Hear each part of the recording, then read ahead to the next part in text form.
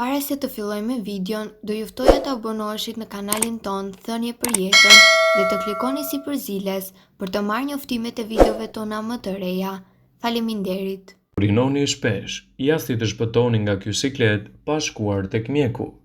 Një person me një fshikëze tepër aktive e njeh ndjenjën e panikut ose nevojës urgjente për të shkuar në tualet, ndërkohë që kjo thirrje është aq e madhe sa një person ka një humbje të pavullnetshme të urinës. Herë të tjera, një fshikëze mbushur është pengesë për gjumin e një personi ose jetën e përditshme. Sipas Fondacionit Zyrtar të Shoqatës Urologjike Amerikane, afro 33 milion amerikanë vuajnë nga fshikëzat tepër aktive. Klinika Cleveland njeh stresin psikologjik që mund të vijë nga një fshikëze tepër aktive. Ju mund të ndjeni edhe një zënje ngushtë të zgjimit me izolim të vetes. Nëse jeni këtu për t'ju thënë që nuk ka nevojë të turpëroheni, ka një numër të madh të mënyrave që mund të bëni në shtëpi për të shpëtuar nga ky siklet i përditshëm. Mund të përdorni bukën e thekrës. Zorët e lumtura të çojnë në një fshikëze të lumtur. Përmirësojnë në funksionin tuaj të zorëve duke konsumuar rregullisht ushqime të larta me fibra, si gruri dhe buka e thekrës.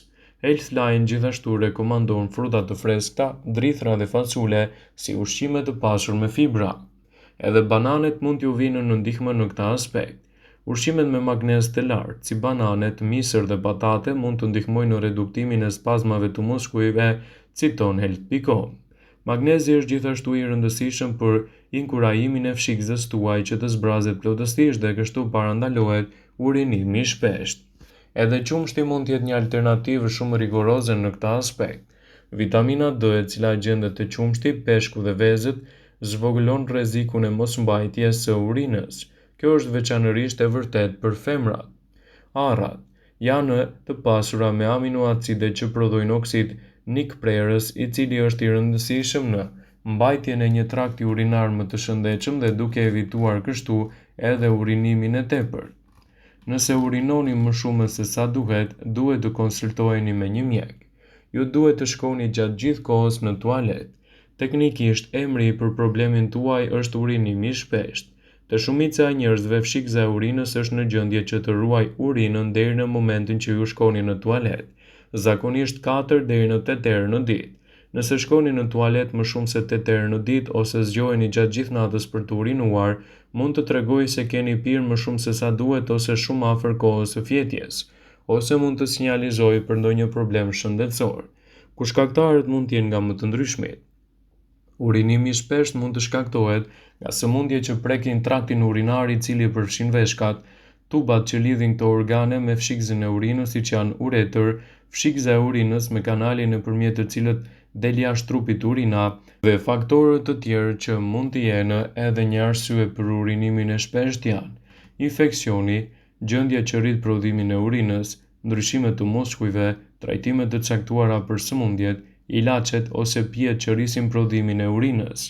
Në varësi se çfarë shkakton urinimin e shpeshtë, ju mund të përjetoni probleme të sistemit urinar si dhimbje para e atij, nevojë urgjente për të urinuar, vështirësi për të urinuar, humbje të kontrollit të fshikëzës, një ngjyrë e pazakontë e urinës, gjithashtu ankth, probleme të gurëve në fshikëzë, ndryshime të funksionit të veshkave e të tjera. Lini një takim me mjekun tuaj nëse po urinoni më shpesh se zakonisht dhe nëse nuk ka ndonjë shkak të dukshëm si konsumi i tepërt i lëngjeve, alkoolit ose kafeinës. Problemi ju ndërpret gjumin ose aktivitetin e përditshëm. Keni probleme të tjera urinare ose simptoma të shqetësimeve, kontaktoni mjekun sa më shpejt jetë e mundur nëse urinoni shpesh, si dhe keni një nga këto shenja ose simptoma, si urinë me ngjyrë të errët ose kafe të errët, urinim me gjak, dhimbje gjatë urinimit, dhimbje në njërin anë ose në pjesën abdominale, dhe nëse këto probleme janë për një kohë të gjatë, menjëherë duhet t'i adresoni tek mjeku juaj, pasi neglizhenca e këtij problemi mund t'ju kushtojë shtrenjtë. Urinimi i shpeshtë është zakonisht një shenjë se keni pirë shumë lëngje, por nëse mendoni se nuk po merrni mjaftueshëm lëngje për të urinuar aq shpesh, mund të nënkuptojë se keni një problem të caktuar shëndetësor. Shumica e njerëzve kanë rreth 5 deri në 7 herë nevojë ditore për të urinuar, por nëse jeni duke shkuar në tualet më shumë se 7 herë në 24 orë duhet të konsultoheni me patjetër me mjekun tuaj, pasi neglizhenca e këtij rasti mund të krijojë gjithashtu edhe probleme të rënda me imunitetin.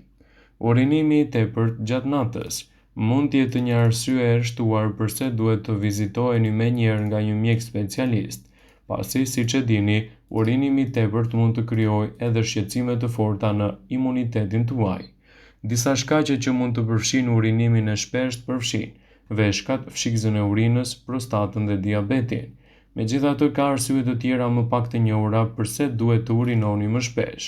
Të tilla mund të jenë infeksione të traktit urinar, uretra, shtatzania, probleme të rënda, masa në zonën e pelvisit dhe probleme të fshikëzës, lloje të inflamacioneve të ndryshme, gurë në traktin urinar dhe probleme të tjera. Simptomat që tregojnë se duhet të shkoni tek mjeku janë nëse në radhë të parë nuk ka rritje të prodhimit të urinës gjatë urinimit. Në varësi të shkakut, personat që kanë probleme me urinimin shpesh mund të kenë edhe simptoma të tjera si dhimbje stomaku, mosmbajtje urinare, nokturi ose urinimi shpesh gjatë natës dhe dhimbje të forta të cilet lidhen edhe gjatë urinimit. Urinimi i shpeshtë është një problem i cili prek të gjitha moshat, por më të rrezikuar janë gjithashtu edhe personat në moshën e thyer. Në rastet kur nevoja për të urinuar mund të nxjerrë cilësinë tuaj të gjumit, duhet që të trajtohet me patjetër, pasi nuk është një shenjë që duhet të injorohet, pasi edhe ngjyra e urinës në këto raste mund të sinjalizojë për probleme të theksuara me shëndetin tuaj dhe jo vetëm me traktin urinar. Rreth 1/3 e të rriturve mbi moshën 30 vjeçare thonë se duhet të çohen më shpesh gjatë gjumit të natës për të shkuar në tualet dhe për të urinuar. Ky numër rritet me shumicë edhe pas moshës 65 vjeçare, ku faktorë të ndryshëm gjithashtu edhe mosha bëjnë të mundur urinimin më të madh sidomos gjatë pjesës së gjumit. Gjendja quhet nokturi. Për ata që vuajnë nga kjo, shpesh do të duhet të përdorin tualetin më shumë se një herë gjatë natës. Nuk është vetëm shqetësimi se duhet të çoheni nga shtrati. Gjumi ndërprer është i lidhur me një rrezik në rritje të diabetit, sistemeve të dobësuara të imunitetit, sëmundjeve të zemrës, madje edhe probleme të rënda të shëndetit tuaj. Ajo gjithashtu mund të shkaktojë probleme të shëndetit mendor të tilla si ankthi, depresioni, madje edhe psikoza.